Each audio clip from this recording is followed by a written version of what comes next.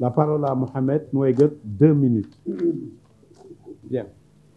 Excellence, Monsieur le Premier ministre de la République sœur du Sénégal, Ousmane Sonko, Monsieur le Premier ministre, Son Excellence, Monsieur le Premier ministre de la République islamique de Mauritanie, Mokhtar Diaye, Mesdames et Messieurs les ministres, Messieurs les présidents du patronat sénégalais et mauritanien, honorables invités, Mesdames et Messieurs,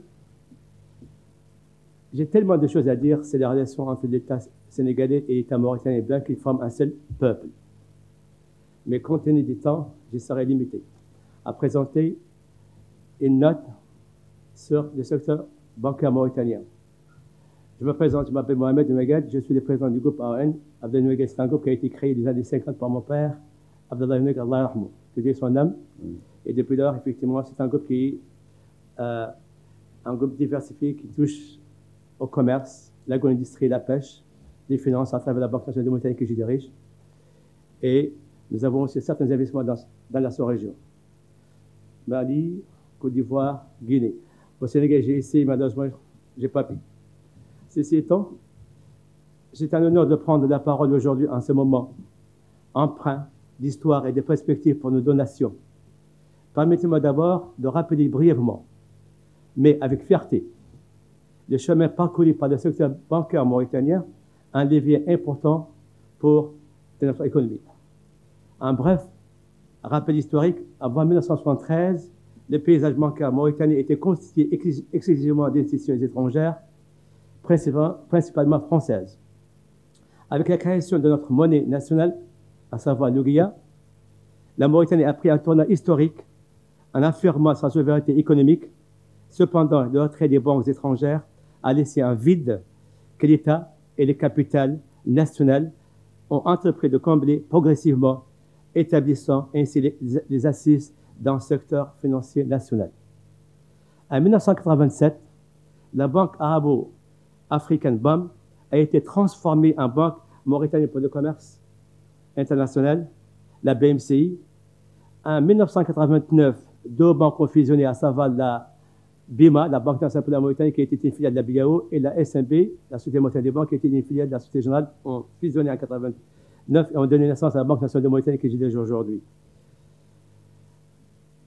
Cette transformation, portée par une vision audacieuse et un engagement sans faille des figures comme Feu Si Mohamed Abbas et mon dauphin père, Abdallah Noueguet, a marqué un tournant décisif. Le secteur privé est devenu le moteur du développement bancaire soutenant la résilience économique nationale.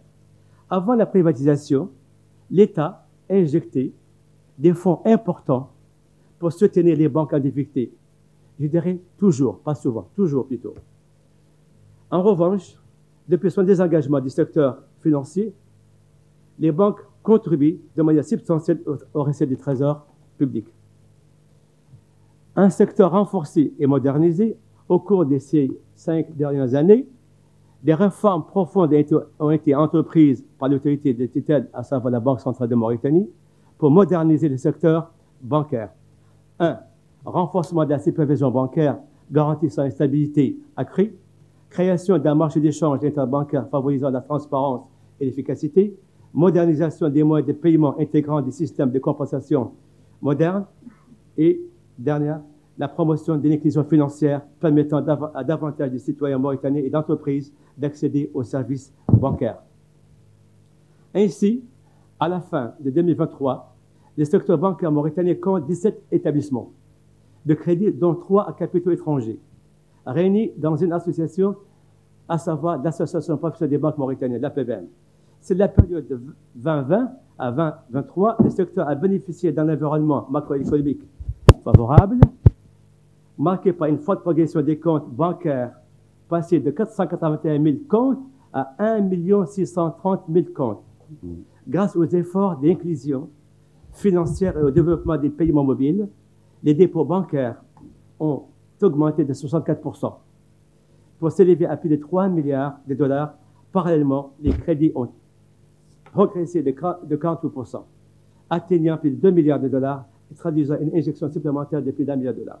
Ces évolutions témoignent d'une amélioration significative et de la solidité du secteur bancaire au cours de ces 5 dernières années.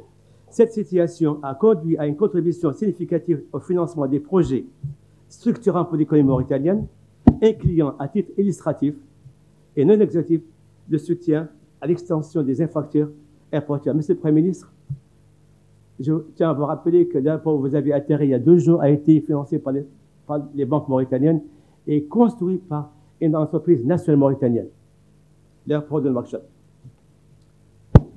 Ainsi que des soutiens Mohamed, dans les secteurs... C'est fin, c'est Oui. juste un petit programme, monsieur, Okay.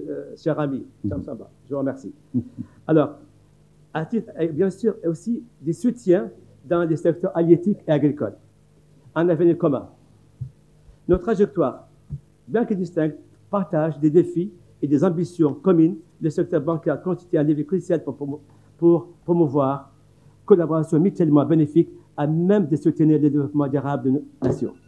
Nous espérons ainsi que l'achèvement des travaux du pont de Rosso et de la réalisation des projets gaziers communs ouvriront de nouvelles perspectives pour renforcer la coopération multidimensionnelle entre nos 2 pays, frères, et accélérer l'intégration régionale africaine. Excellence, je suis convaincu que les efforts de nos gouvernements respectifs, guidés par une vision de progrès partagé, écriront une nouvelle page de prospérité pour le peuple.